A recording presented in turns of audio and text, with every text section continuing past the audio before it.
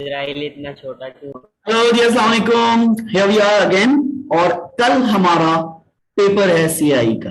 ठीक है। और आज हम करने लगे एक ऐसा टॉपिक जो कि आपको बहुत डिफिकल्ट लगता है, लेकिन वो एक्चुअल में डिफिकल्ट है नहीं। यहाँ पे हमारे पास एक मैप है और इस वर्ल्ड मैप में हम कुछ सीखने जा रहे हैं। अच्छा, पहले तो हम इस मैप को जरा रेक्टिफाई कर लें। भाई, ये इंडिया वाला मैप ऐसे नहीं है। हम नहीं मानते जानते आपके इस मैप को। जहां से भी हमने वर्ल्ड एटलस से उठाया, ये बेसिकली ये वाला इलाका हमारा। ठीक है। तो ये पाकिस्तान हमारा ये है। ठीक है।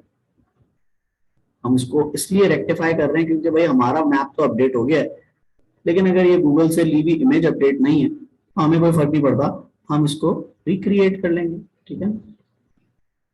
हम क्यों दें इंडिया को अपना वाला हिस्सा। ठीक है ना। अच्छा जी। अच्छा, अब आपको जो चीज समझाने वाली है यहाँ पर, वो बहुत इंपॉर्टेंट है और वो रिलेट करती है क्लाइमेट से। ठीक है। तुम्हें यहाँ पर मैप नजर आ रहा है। देखो, क्लाइमेट में तुम्हें सबसे पहले बारिशों के बारे में पता होना चाहिए। You have the monsoon rainfall, you have the western depression. इनके सोर्सेस पता होने चाहिए, ये आती कहां से हैं। ठीक है। यहां है बे ऑफ बंगाल। सर बीओ भी लिख दें बॉब। ठीक है ना। ये बीबी लिख दिया हमने, ये बेनजीर भुट्टो नहीं है। ठीक है ना, ये बिलावल भुट्टो है। ये बीबी की वाइन से, ये बीबी की वाइन से बुमन वाम। ठीक है। ये बे ऑफ बंगाल से हवाएं चलती हैं ऐसे। ठीक है। और ये हवाएं तुम्हारे पास आती हैं यहां पर। तुम्हारे पास यहां पर नॉर्दर्न माउंटेन्स।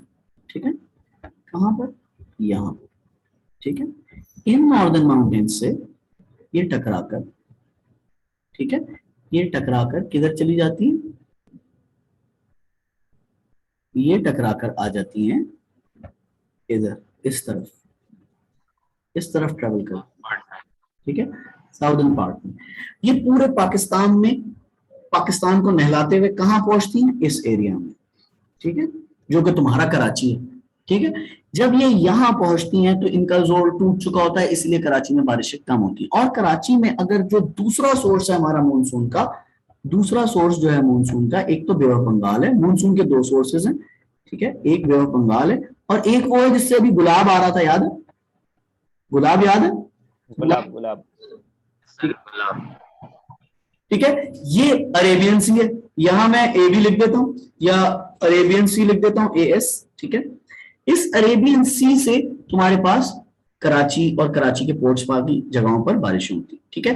यहीं पर एक सोर्स और जन्म लेती है जो कि अभी थी इसमें, वो था thunder storms. Thunder storms coastal areas में आते हैं। ठीक है। तुम कोस्टल एरिया में हो, तुम्हारे पास मानसून की बारिशें भी यहां से आती हैं, लेकिन ये गुलाब जो था ये थंडर स्टॉर्म था, याद है? हम वेदर रिपोर्ट चेक कर रहे थे, थंडर स्टॉर्म लिखा हुआ आ रहा था। ये थंडर स्टॉर्म तुम्हारे पास कहां से आया? कोस्टल एरिया में। Yes sir. ठीक है। कोस्टल एरिया में होने से आया। कल के पेपर में तुम्हारे पास कोई सवाल आ सकता है कि कोस्टल एरिया में तबाही हो गई तो क्या हुआ, किस वजह से हुआ? तो थंडर स्टॉर्म होगा वो रीजन। ठीक है। तुम्हारे पास एक सर ये से आती है बात। हाँ बोलो। एक और क्वेश्चन ये आ सकता है कि कराची जो है वो कौन से रीजन में है अकॉर्डिंग टू क्लाइमेटिक रीजन। बिल्कुल बिल्कुल बिल्कुल।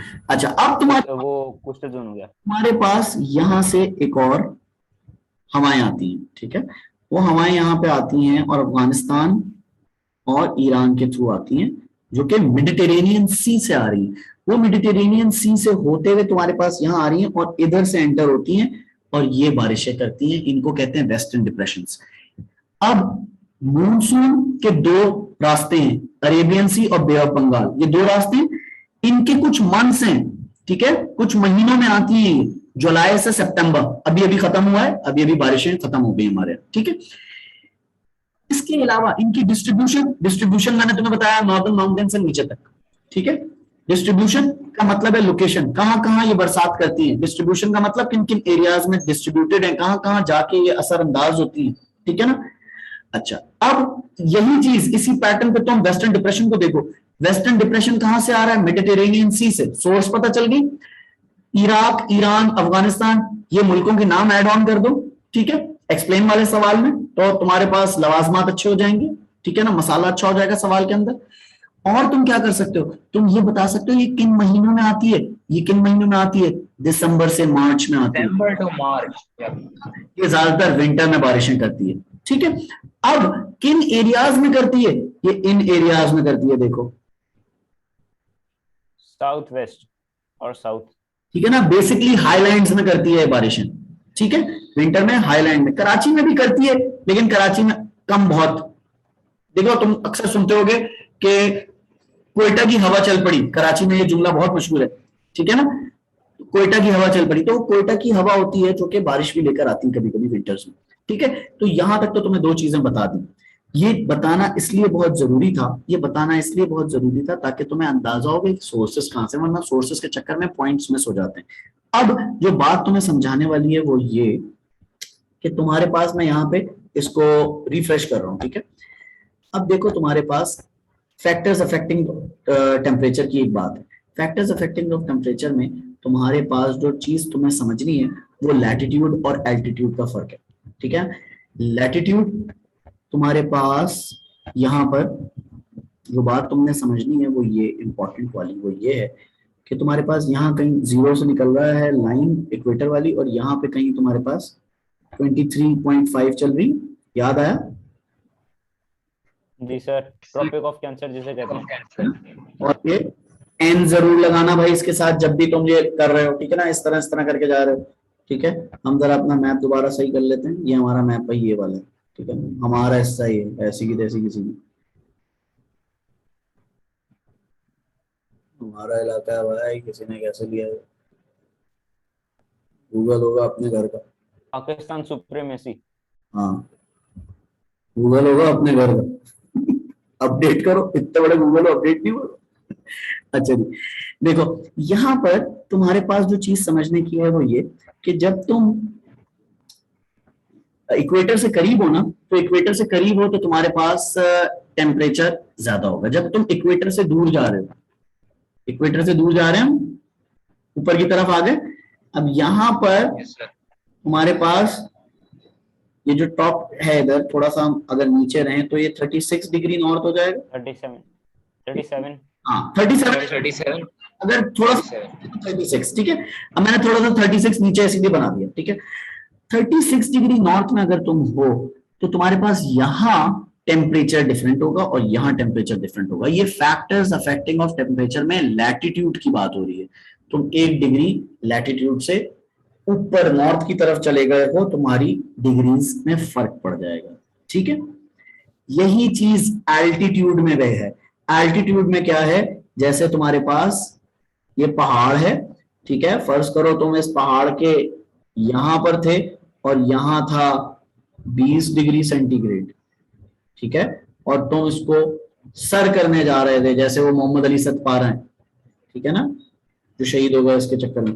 तो जब तुम यहां से 1000 मीटर ऊपर पहुंचोगे, ठीक है, या 2000 मीटर ऊपर पहुंचोगे, ठीक है, 2000 मीटर ऊपर पहुंचोगे, तो 2000 मीटर ऊपर पहुंचने पे तुम्हारे पास 6 डिग्री माइनस, नहीं सर, 12 डिग्री माइनस होंगे।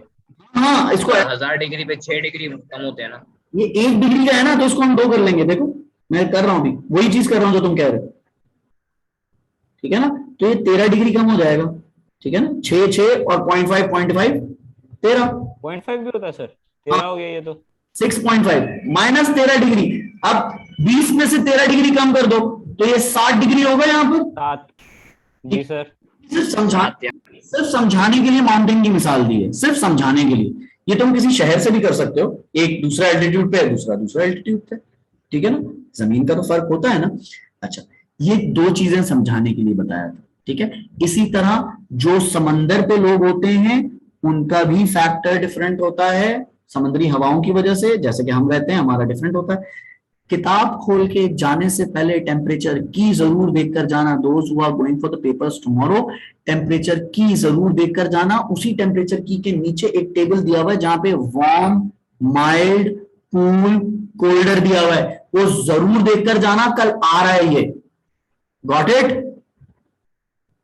ये किसी ना जारी, ठीक है, ये किसी ना किसी तरीके से आएगा। क्लाइमेट, वाटर, ये 2 चैप्टर मिलकर आ सकते हैं, ठीक है, और क्लाइमेट एग्रीकल्चर के साथ भी मिलकर आ सकता है। यस अमीमा बोलो बेटा। नहीं सर, मैं मायरा हूँ। हाँ मायरा बोलो बेटा। सर ये टेम्परेचर आप बता रहे थे, ये की कहाँ है टेम्परेचर की?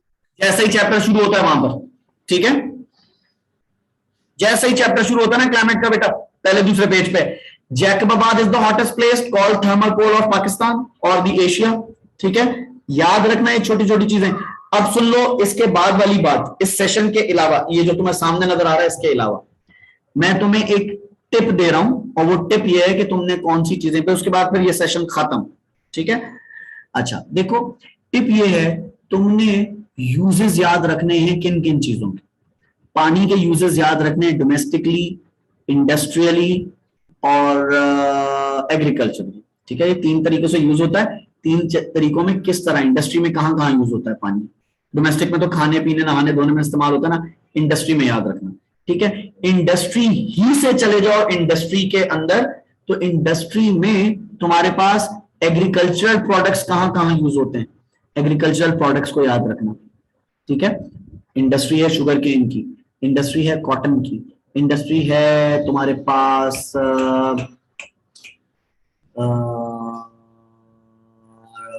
क्या चीज होती है यार, ये जो इसके बाय प्रोडक्ट्स निकलते हैं। ठीक है, इन बाय प्रोडक्ट्स को जरूर याद रखना। ठीक है, yes Mohtashim, you are saying something, बोलो बेटा। आपने जो ज्योग्राफी के नोट्स भेजे थे, अगर सिर्फ वो पढ़ेंगे तो भी हो जाएगा? बिल्कुल हो जाएगा, बिल्कुल हो जाएगा, उसमें यूजेस वगैरह सब लिखे हैं। ठीक है, लेकिन जो चीजें मैं बता रहा हूं जरूर देख लेना। अच्छा, दूसरी चीज, पेपर से पहले जब भी जितनी भी देर तैयारी कर रहे हो, रूरल अर्बन माइग्रेशन जरूर देख लेना पॉपुलेशन के चैप्टर में। ठीक है, रूरल अर्बन माइग्रेशन जरूर देख लेना। एंड तुम और क्या देख सकते हो, तुम देख सकते हो पुश एंड पुल फैक्टर। ठीक है, इमिग्रेशन, इमाइग्रेशन, डेफिनेशंस देख सकते हो ट्रांसह्यूमन्स की, एवलांच की, लैंडस्लाइड की। ठीक है, नोमैड्स की। सर ये पुश एंड पुल क्या था? दोबारा बोलो। पुश एंड पुल क्या है? पुल फैक्टर्स। पुल फैक्टर होता है ना, एक आदमी को पुश करती है, एक रीजन एक पुश करता है कि वो अपनी जगह से दूसरी जगह पे काम करने जाए, और दूसरी जगह से कोई चीज अट्रैक्ट कर रही होती है जो उसको पुल कर रही होती है।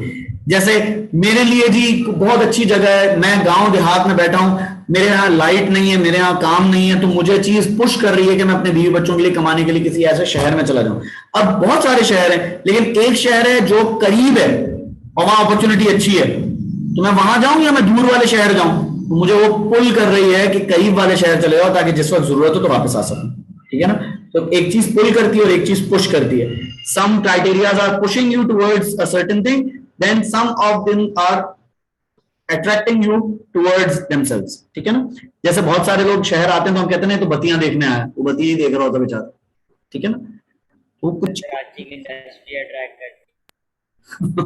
अच्छा ठीक है, और चीजें समझाने के हिसाब से सारी चीजें हो गई। और फॉरेस्ट के हिसाब से इधर देख लो जरा, जो फॉरेस्ट तुम्हें यहां तक नजर आ रहा है ये 1000 मीटर है पाकिस्तान के एल्टीट्यूड का। ठीक है ना, इससे और इसके दरमियान, बल्कि इस वाली लाइन से, पहले वाली लाइन मिटा देते हैं, ये जो ऊपर 36 वाली लाइन है, इस वाली लाइन के दरमियान अगर देखो तो तुम्हें कॉनी फॉरेस्ट मिलेगा। ठीक है, सिर्फ और सिर्फ। ठीक है, अगर 1000 से 4000 मीटर है, अगर 4000 मीटर से ऊपर तुम्हें बता रहा है तो that would be alpines and conifer forest. ठीक है, जो मेरी ये वीडियोस पहले देख चुके हैं उनको ये बात समझ आ रही होगी। ठीक है, इस फॉरेस्ट का टेबल जरूर देखकर जाना, ये लकड़ियां कहाँ इस्तेमाल होती हैं, क्यों इस्तेमाल होती हैं, क्योंकि ये फॉरेस्ट का टॉपिक जो है ना, ये पूरे 25 मार्क्स आ रहा है कल, पूरे 25 मार्क्स।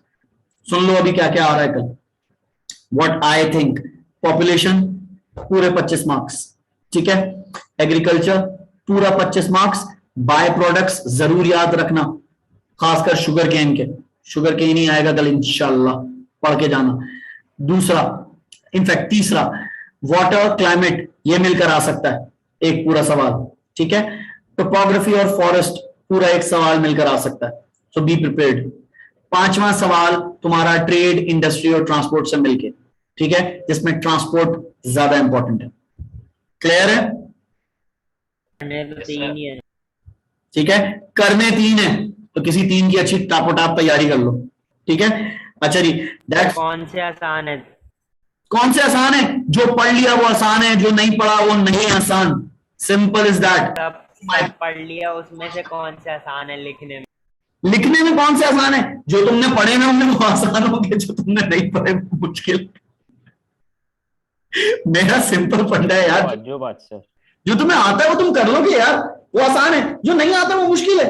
मैं तुम्हें यहां से कहूं कि माड़ी चले जाओ तो मुश्किल होगा तुम्हें जाना, लेकिन तुम्हें मैं यहां से कहूं कि यार जरा लंबी करनी पड़ती है, ठीक है ना। तो जो चीज तुम्हें पता है वो आसान है, जो चीज तुम्हें नहीं पता दैट वुड बी मुश्किल। परेशान नहीं हो, अपनी तैयारी अच्छे से करो। Those who are watching on the YouTube, that's all for today. I had a lovely session with you guys. बहुत अच्छा लगा आप जो लोग ने यूट्यूब पे मुझे देखा, मुझे पसंद किया, मुझे एक्नॉलेज किया, अप्रिशिएट किया। Keep liking the videos, keep sharing the videos and do join for the other sessions as well, जो कि अक्टूबर नवंबर के बाद शुरू होने वाले हैं, पेपर्स के बाद। ठीक है, अभी तक के लिए इतना ही। रिकॉर्डेड सेशन खत्म हो रहा है। अपना बहुत ख्याल रखिएगा। कल के पेपर के लिए best of luck. Recording is done. ये अभी अपलोड कर दूंगा मैं, ठीक है। जो अभी देख रहे हैं यूट्यूब पे, ये उनके लिए